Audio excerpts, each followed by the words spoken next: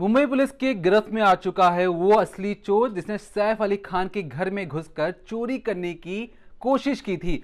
सबसे पहले मुंबई पुलिस शाहिद को गिरफ्तार करती है, फिर आकाश को गिरफ्तार करती है। इसके बाद नाम आता है शरीफुल इस्लाम का। कहा तो यह भी गया कि सीसीटीवी फुटेज में जिस तरीके से जो शख्स नीचे उतर रहा था और जिस शख्स को मुंबई पुलिस पकड़ रही है, दोनों के चेहरों में जमीन आसमान का अंतर है। लेकिन बावजूद इसके मुंबई पुलिस पर कई तरीके से सवाल खड़े हो रहे थे कि शायद मुंबई पुलिस ने हड़बड़ी में, जल्दबाजी के चक्कर में किसी और शख्स को पकड़ लिया है और उसे जबरन जवाब दिलवा रही है। लेकिन इसके बाद कहा गया कि इस पूरे केस की जांच फॉरेंसिक टीम को दी जाएगी और कहा तो यह भी कहा कि फॉरेंसिक टीम जो खास तौर पर tape authentication and speaker identification, biology, DNA, footprints, physics, cyber और अन्य जो टीमें थी वो अलग अलग तरीकों से फॉरेंसिक एविडेंस कलेक्ट करेंगी ताकि शरीफुल इस्लाम तक, असली चोर तक पहुंचा जाए।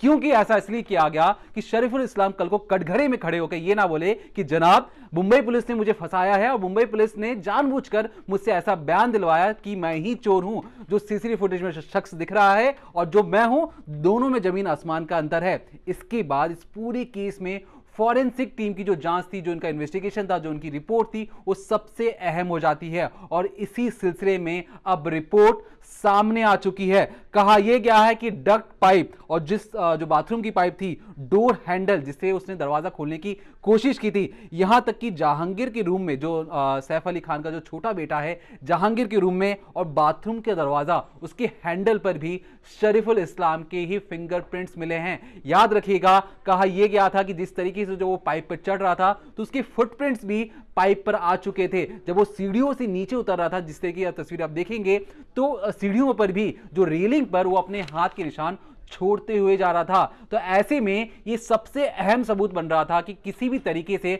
जो 19 अलग अलग जगहों से फिंगरप्रिंट्स लिए गए थे, उसमें शरीफुल इस्लाम का फिंगरप्रिंट मैच होना, ताकि ये साबित हो सके कि ये वही चोर है। अब जिस तरीके से रिपोर्ट में साफ तौर पर जाहिर कर दिया गया है कि सिर्फ और सिर्फ ये शरीफुल इस्लाम के फिंगरप्रिंट्स ही हैं, जो सैफ अली खान के घर के अंदर घुसा था वो शरीफुल इस्लाम ही है। अब शरीफुल इस्लाम की बैकग्राउंड के बारे में बात कर लेते हैं।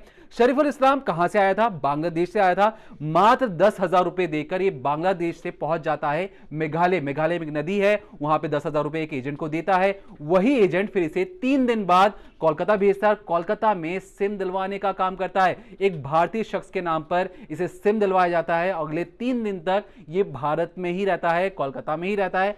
इसके बाद वो अलग अलग जिलों में जाता है बंगाल के और कोशिश करता है कि किसी भी तरीके से उसे फेक आधार कार्ड उसका बनवा लिया जाए, लेकिन ये इसमें कामयाब नहीं हो पाता। उसका मकसद था कि जल्द से जल्द पैसे कमाने हैं। इसके बाद वो 1700 किलोमीटर कोलकाता टू मुंबई पहुंचता है पैसे कमाने के लिए। यहां पर एक पब में काम करता है। इस पब में उसे 13,000 रुपए मिलते हैं महीने के। लेकिन यहां पर भी जो आदतन अपराधी होते हैं वो इससे बाज नहीं आता। ये यहां पर भी चोरी जैसी वारदात को अंजाम देता है, जिसके बाद उस रेस्टोरेंट ने इसे बाहर फेंक दिया। इसके बाद ये दूसरी नौकरी तलाशता है। उस रेस्टोरेंट में भी जाकर ये कुछ इसी तरीके से चोरी जैसी वारदातों को अंजाम देता है। कहा तो ये क्या कहा गया कि बांद्रा के एक रेस्टोरेंट से इसने हेक्सा ब्लेड जैसी चोरी की और इसी हेक्सा ब्लेड से ये सैफ अली खान के घर के अंदर घुसा था। जिस तरीके से जब ये सीढ़ी पे चढ़ रहा था, इसके बैग को लेकर कई तरह के सवाल खड़े हो रहे थे। तो इसके बैग से जो क्या क्या सामान मिला, इसके बारे में जान लीजिए।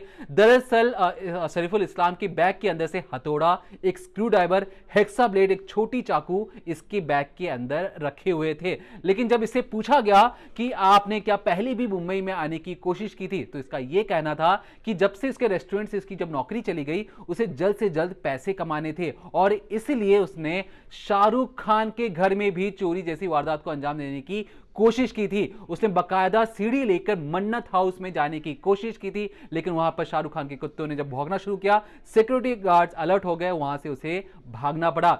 इसके बाद वो एक एक कर हर एक मकान की तलाशी कर रहा था कि कहां पर उसे आसानी से चोरी की वारदात को आराम से अंजाम दे सके। इसके बाद वो एक एक सीढ़ी चढ़ते जाता है, लेकिन ये देखता है कि जिस तरीके से सबने अपना बैक डोर बंद कर रखा हुआ था, लेकिन सैफ अली खान का जो बैक डोर था, जो शाफ्ट से उनके घर के अंदर जो कमरा जाता था, उसका जो दरवाजा था वो खुला हुआ था। इसके बाद वो सैफ अली खान के घर के अंदर पहुंचता है और उसके बाद धमकाता है नौकरानी को और कहता है कि मुझे 1 करोड़ रुपए चाहिए। जब मुंबई पुलिस पूछती है कि क्या तुमने पहले कभी 1 करोड़ रुपए देखा है, तो शरीफुल इस्लाम कहता है कि नहीं, उसने कभी 1 करोड़ रुपए नहीं देखा। उसे लगता था कि 2 या 3 बंडल में जितने रुपए आते होंगे वो 1 करोड़ रुपए होंगे।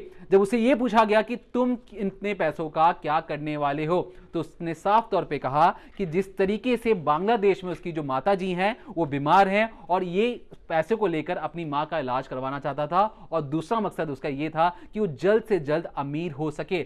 लेकिन यहां पर जो इसकी कहानी है इसमें थोड़ी सी फेरबदल इसलिए है क्योंकि जब इस मुंबई पुलिस के हाथ में इसका जब फोन आया तो पता लगाने की कोशिश की गई कि ये भारत का है या बांग्लादेश का है, क्योंकि बार बार बातें घुमा रहा था और कह रहा था कि मैं तो बंगाल से हूं, मैं कोलकाता से हूं, मैं कोलकाता के पास के इलाकों में रहता हूं।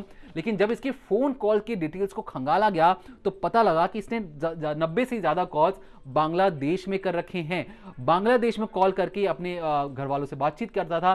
तो मुंबई पुलिस ने साफ तौर पर कहा कि तुम इसमें से एक नंबर मिलाओ और अपने भाई से कहो कि तुम्हें डॉक्यूमेंट्स चाहिए। इसके बाद मुंबई पुलिस डॉक्यूमेंट्स मंगवाती है और डॉक्यूमेंट्स से यह पता लगता है कि इसके पास वोटर कार्ड है बांग्लादेश का, इसके बाद ड्राइविंग लाइसेंस है बांग्लादेश का। लेकिन जिस तरीके से शरीफुल इस्लाम के जो वकील थे पहले दिन ये कह रहे थे कि देखिए ये तो भारतीय हैं, इनकी तो बीवी बच्चे यहां पे रहते हैं, मुंबई पुलिस इन्हें फंसा रही है। लेकिन जब डॉक्यूमेंट्स आ गए, जब सारे सवालों के जवाब मिल गए, पता ये भी लग गया कि फिंगरप्रिंट मैच हो चुके हैं, अब धीरे धीरे जो और भी डिटेल्स हैं, जिस तरीके से अभी भी लोगों के मन में शंका है कि जो सीसीटीवी फुटेज में जिस तरीके जो शख्स दिखाई दे रहा है उसके बाल बड़े हैं और जिस शख्स को मुंबई पुलिस ने पकड़ा उसके बाल छोटे हैं, उसकी नाक लंबी है, इसकी नाक मोटी है, उसकी जो आंखें हैं, जो शख्स सीसीटीवी फुटेज में नीचे आता हुआ दिखाई दे रहा है उसकी जो आंखें हैं वो पतली हैं और इसकी आंखें मोटी हैं।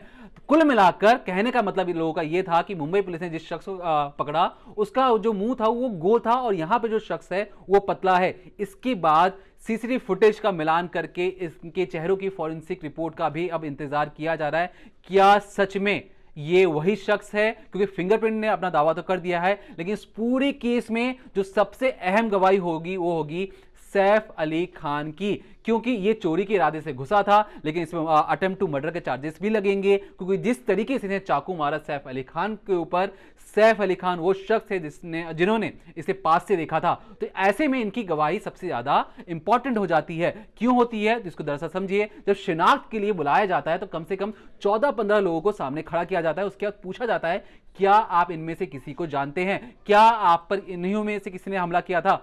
उसमें सैफ अली खान को यह साबित करना पड़ेगा कि यह शरीफुल इस्लाम ये वही शख्स है जिसने उन पर हमला किया था। अगर वो ये कह दें कि नहीं ये वो शख्स नहीं है तब भी कहानी में पूरा बदलाव आ सकता है। लेकिन अब तक फॉरेंसिक की जो रिपोर्ट है वो इसकी तस्दीक करती है कि ये सिर्फ और सिर्फ शरीफुल इस्लाम है। लेकिन हमें इंतजार करना पड़ेगा फेस रिकॉग्निशन सिस्टम का और इसमें जो फॉरेंसिक की जो रिपोर्ट है, क्योंकि कई फॉरेंसिक रिपोर्ट मीडिया में आ चुकी हैं जो तमाम तरीकों से दावा कर रही हैं कि ये जो शक्लें हैं ये मिल नहीं रही हैं, लेकिन फिंगरप्रिंट झूठ नहीं बोलते, फिंगरप्रिंट यूनिक होती हैं। और जिस तरीके से शरीफुल इस्लाम की जो फिंगरप्रिंट अब मैच हो गया है इसमें कहीं ना कहीं ये साफ तौर पर शरीफुल इस्लाम ही है जो सैफ अली खान के घर के अंदर घुसा था। और जो तमाम तरीकों से जो लोग मुंबई पुलिस पे सवाल उठा रहे थे अब उनकी मुंह भी बंद हो जाएंगे, क्योंकि फॉरेंसिक रिपोर्ट कभी झूठ नहीं बोलती है।